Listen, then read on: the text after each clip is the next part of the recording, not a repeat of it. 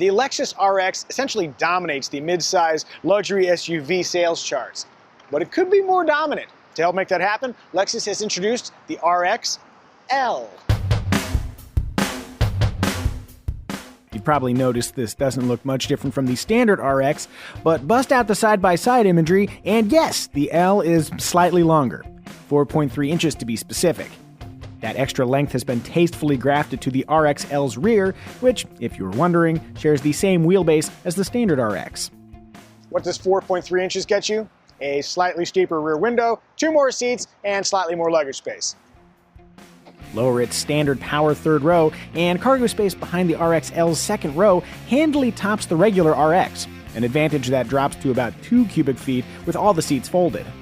Speaking of the RXL's rear seats, a quick analysis reveals a notable lack of legroom versus the competition. But numbers do not always tell the entire story. Let's see how I fit in the third row.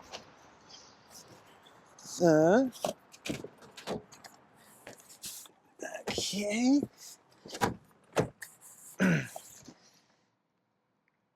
I don't fit in the third row. Hey Tim, can you sit in the second row for me? How much leg space do you have? Can you move up at all? Because my knees are touching the seat back. Oh, now this doesn't work. Okay, it works. If we needed to get somewhere, we could get somewhere like this, but it's not pleasant. Adult worthy? It is not. But for occasional kid use, the RXL's third row could work.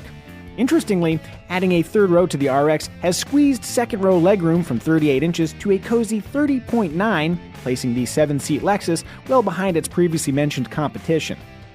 With the second row slid to the most forward position, this is as much legroom as I have. I'm also told that the second row sits up a little bit higher than in the 5-passenger RX, so there's a little more foot space beneath here. So my feet do technically slide underneath the second row, but my knees are just jammed into the seat back.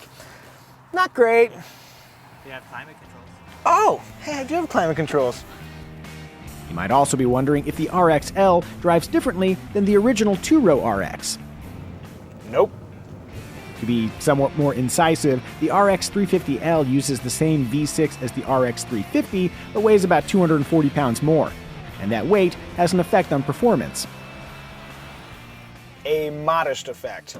Acceleration from 0 to 60 in the RXL is 0.2 of a second slower than in the regular RX. I'm not sure I'd notice the difference from the driver's seat, and I get paid to do this.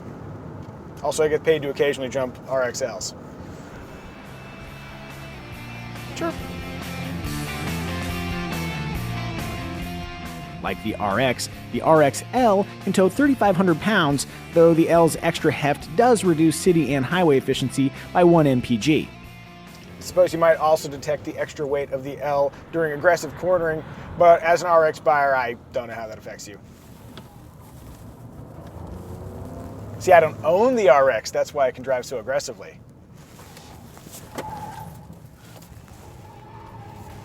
Seven seats of fury.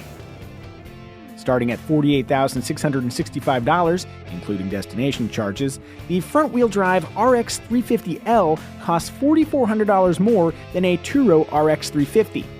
When it arrives in dealerships, the RX 450HL Hybrid will cost $51,500 and come exclusively with all-wheel drive and a 6-seat cabin that's optional on the gasoline-powered RX 350L. If you love the Lexus RX, and based on sales numbers, you probably do, the RXL with its occasional use third row seats and expanded storage space might make it a winner. But if you want a luxury mid-size 3-row SUV with truly usable seating in all rows, you got better choices.